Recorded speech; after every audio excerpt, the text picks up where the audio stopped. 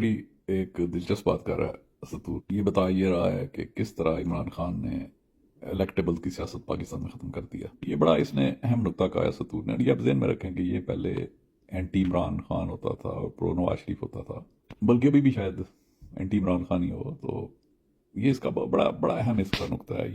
یہ ذرا سنیے، اس پہ پھر بات کرتے ہیں. آج ہم آپ کو بتائیں گے کہ عمران خان صاحب نے اسٹیبلشمنٹ کو، اور یہ بھی ذہن میں رکھیں یہ ایک بہت بڑا عمران خان صاحب کا پاکستان کے اوپر احسان ہے کہ جو الیکٹیبلز کی بدماشی ختم کر دیا ہے، جو ان کی بلیک میلنگ ختم کر دی ہے، جنہیں اسٹیبلشمنٹ ہمیشہ استعمال کرتی تھی پارٹیاں بنانے کے لیے، پارٹیاں توڑوانے کے لیے. اور اس میں خان صاحب کے علاوہ عوام کو بھی بہت انہیں کریڈٹ ایک جاتا ہے، انہیں دینا پڑے گا کہ انہوں نے عمران خان کی کال پہ لبیک کہا. انہوں نے بریانیوں کی سیاست چھوڑی. انہوں نے اپنے رشتہ داروں سے بھی جو چور چکوں کو ووٹ دیتے تھے ان سے لات تلگی کر لی، ان کے کہنے پہ ووٹ نہیں دیے. آگے سنے سے کیا اسٹریٹجک نقصان پہنچایا ہے جو ان کے ملک کے داخلی معاملات پر جو ان کی گرپ تھی، جس وجہ سے اس کو ایک غیر معمولی نقصان پہنچ گیا ہے. اور اسی وجہ سے اسٹیبلشمنٹ کو اب عمران خان صاحب پر غصہ بھی بہت زیادہ ہے، اور اسی وجہ سے اسٹیبلشمنٹ کو اسٹیبلشمنٹ کا یہ کام ہی نہیں ہے. یہ الیکشن کے اندر انوالو ہونا، لوگوں کو لے کے آنا، پارٹیاں بنوانا، حکومتیں بنوانا، گرانا. تو یہ اسٹیبلشمنٹ کو نقصان نہیں پہنچایا پاکستان نے. یہ نہیں کہ اس سے اسٹیبلشمنٹ کو نقصان نہیں ہوا، اس سے ملک کو فائدہ ہوا ہے. اور ملک کا فائدہ کسی بھی ملک کی اسٹیبلشمنٹ کا فائدہ ہوتا ہے اگر وہ اس نظر سے دیکھے. اس لیے کہ ملک ترقی کرے گا تو خزانہ میں پیسے ہوں گے نا، خزانہ میں پیسے ہوں گے تو انہیں تنخواہیں ملیں گی. مگر وہ مسئلہ یہ ہے کہ ان کے منہ کو خون لگ چکا تھا. جی سچ بات کریں. چیزوں کو جسے کہتے ہیں ڈیمیج کنٹرول کرنے کے لیے عمران خان صاحب کو مسلسل جیل میں ہی رکھنا چاہتی ہے اور کوئی ڈیل نہیں کرے گی. اس سب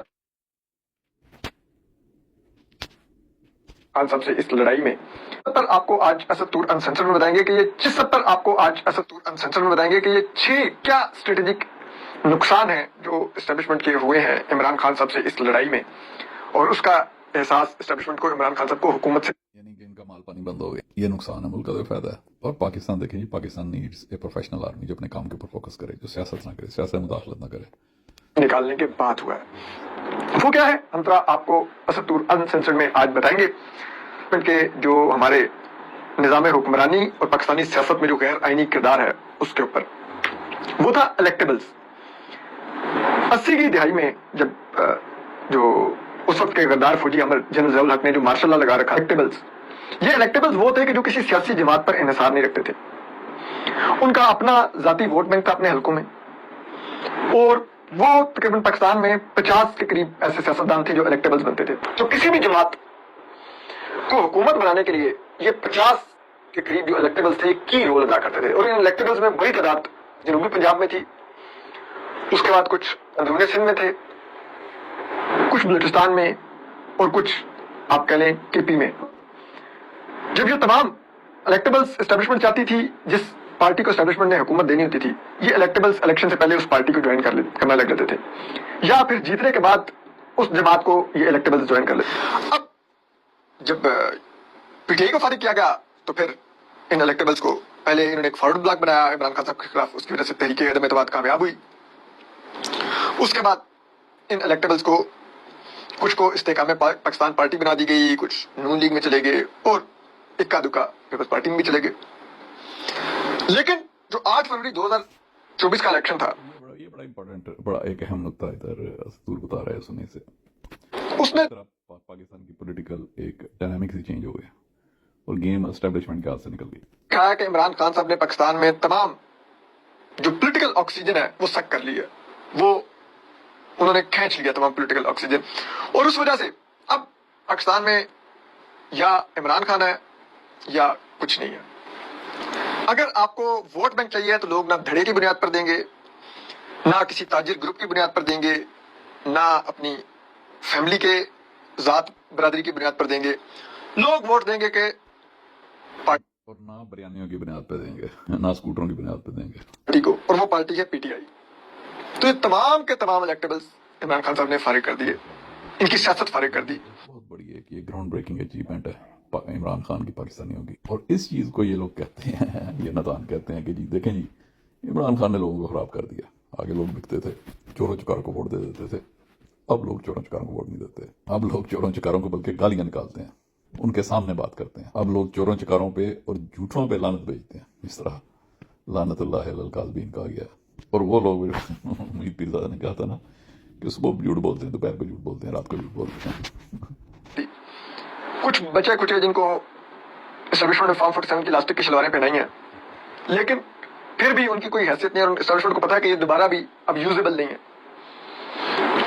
تو یہ جو تھا اسٹیبلشمنٹ کی بہت بڑی گرپ پاکستان میں کہ کس کو حکومت دینی ہے، جو فیصلہ کن گرپ تھی اسٹیبلشمنٹ کی، وہ عمران خان صاحب نے اڑا دی کہ ٹھیک ہے کوئی بھی جماعت الیکشن لڑ لے، لیکن جب اس کو حکومت بنانی ہوگی تو اس کو اسٹیبلشمنٹ سے رجوع کرنا ہوگا، اور اسٹیبلشمنٹ کہے گی ٹھیک ہے اگر آپ ہماری یہ شرائط مانتے ہیں تو ہم آپ کو یہ 20 30 40 الیکٹیبل دیتے ہیں، جائے جا کے حکومت بنا لیں. اور آپ کی حکومت قائم بھی تب تک رہے گی آن دا پلیئر آف راولپنڈی کہ جب تک آپ ہمارے ساتھ ٹھیک رہیں گے، حکومت ٹھیک رہے گی. جس دن آپ ہمارے ساتھ ہینکی پھینکی کریں گے، ہم ان الیکٹیبلز کو آنکھ ماریں گے. یعنی کہ ہمارے تک ٹھیک رہیں گے. جس طرح باجوہ کہہ رہا تھا کہ جی ہم نے اسلحہ فلانے ملک کو بیچنا ہے، اور پھر عمران خان کہہ رہا تھا کہ جی علیم خان کو وزیر اعلیٰ پنجاب لگاؤ. اسی کو بڑی پھٹا پڑا تھا نا عمران خان سے. عمران خان نے کہا تھا نہیں وزیر اعلیٰ میں نے لگانا ہے. پھر اس نے زبردستی جنرل باجوہ نے جنرل فیض امید کو، جو D G I S I تھا، عمران خان نہیں تو اسے ریلیز دینا چاہ رہے، جنرل باجوہ نے زبردستی بدماشی کر کے اسے موو کیا. حالانکہ یہ پروگریٹو نہیں آرمی چیف کا، یہ تو پرائم منسٹر اسے اپوائنٹ کرتا ہے. تو انہیں تکلیف یہ تھی کہ چاہتے تھے کہ یہ ان کی حکومت ہو اور ان کی مرضی سے سارا کچھ ہو. جو ملک کی تباہی ہے، جو آج تباہی ہوئی ہے نا، یہ اسی وجہ سے ہے. چلتے چلاتے ملک کے اوپر لہلاتی فصلوں پہ وہی کہتے ہیں نا کہ سور چھوڑ دیا انہوں نے، اور ملک تباہ ہو گیا. اور ابھی جو ہے وہ نہیں. وجہ یہ ہے کہ سزا سب سے بڑی ڈیٹرنٹ ہوتا ہے. اسٹیبلشمنٹ کی الیکٹیبلز کے ذریعے وہ ختم کر دی. تو یہ بہت بڑا اسٹریٹجک نقصان ہوا اسٹیبلشمنٹ کو ان کے فیوچر کے لیے، کہ جو فیوچر میں پاکستان کی سیاست پر اپنی جسے کہتے ہیں بالادستی قائم رکھنا چاہتے تھے. دوسرا نقصان اسٹیبلشمنٹ کو ہوا وہ تھی یوتھ. پی ٹی آئی کی صورت میں اسٹیبلشمنٹ نے بڑی کامیاب سرمایہ کاری کی پاکستان کی نوجوان نسل میں، جو پاکستان کی آبادی کا 60% کے قریب بنتا ہے. اور یہ روایتی سیاست سے نالاں تھے، روایتی سیاست سے نفرت کرتے تھے. اسٹیبلشمنٹ نے ان کو دیکھیں جی اسد یہ کوئی انہوں نے اسٹیبلشمنٹ نہیں کی، اسٹیبلشمنٹ نے نہیں یہ انویسٹمنٹ کی. ادھر سے لیٹ می کریکٹ یو، 2013 میں بھی خان صاحب کی سیٹیں چوری کی گئی تھی، 2018 میں بھی چوری کی گئی تھی. اور یہ یوتھ اس وجہ سے نالا ہوئی کہ عمران خان کے دور کے اندر حالات بہت اچھے تھے یوتھ کے لیے بھی. ٹھیک ہے جی، ہیلتھ کارڈ اس نے دیے ہوئے تھے عمران خان نے، پناہ گاہیں دی ہوئی تھی، یوتھ کے لیے کام کر تھی، کوئی سلیبس لا رہے تھے. تو یہ سارے اسٹیبلشمنٹ کے لائے ہوئے لوگوں نے یہ ساری چیزیں ختم کر دیں. تو وہ تو پھر ہونا ہی تھا نا. رول آف لا کا حال دیکھو آپ آج کیا ہے. ٹھیک ہے، تو یوتھ نے تو ہونا ہی تھا متنفر. آج کس کی وجہ سے؟ ان کی حرکتوں کی وجہ سے یوتھ کو جانا پڑ رہا ہے نا. کچھ وہ آپ کو پتہ ہی ہے لانچوں میں شہید ہو رہے ہیں، اور پاکستان میں اتنے لوگ باہر بھاگنے کے وہ چکر کے اندر ہیں کہ وہ بس پاسپورٹ کے وہ کاغذات ہی ختم ہو چکے ہیں. یہ تھوڑی سی آپ اپنی کریکشن کر لیں کہ یہ کوئی اسٹیبلشمنٹ کوئی نہیں تھے. تو اور پہلے اس لیول کے اوپر کبھی ظلم غدر کیا ہوا بھی بڑے ماشاء اللہ ہے، مگر یہ اس طرح اپنے ملک کے ساتھ دشمنی نہیں کی گئی.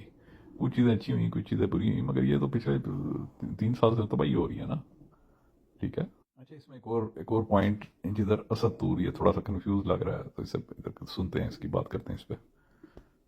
کہ سولجرز بنایا جی، 5th جنریشن کی وار چل رہی ہے، یہ نواز شریف جندل کا یار ہے، انڈیا کا ایجنٹ ہے، یہ Peoples Party national security risk ہے، یہ میمو گیٹ کرتی ہے، یہ وہ. تو پرانا اسٹیبلشمنٹ نے ایک وہ ہتھیار تیار کیا. اسٹیبلشمنٹ نے کہا کہ اب اگلی کئی نسلوں تک ہم نے ایک ایسی سرمایہ کاری کر دی ہے.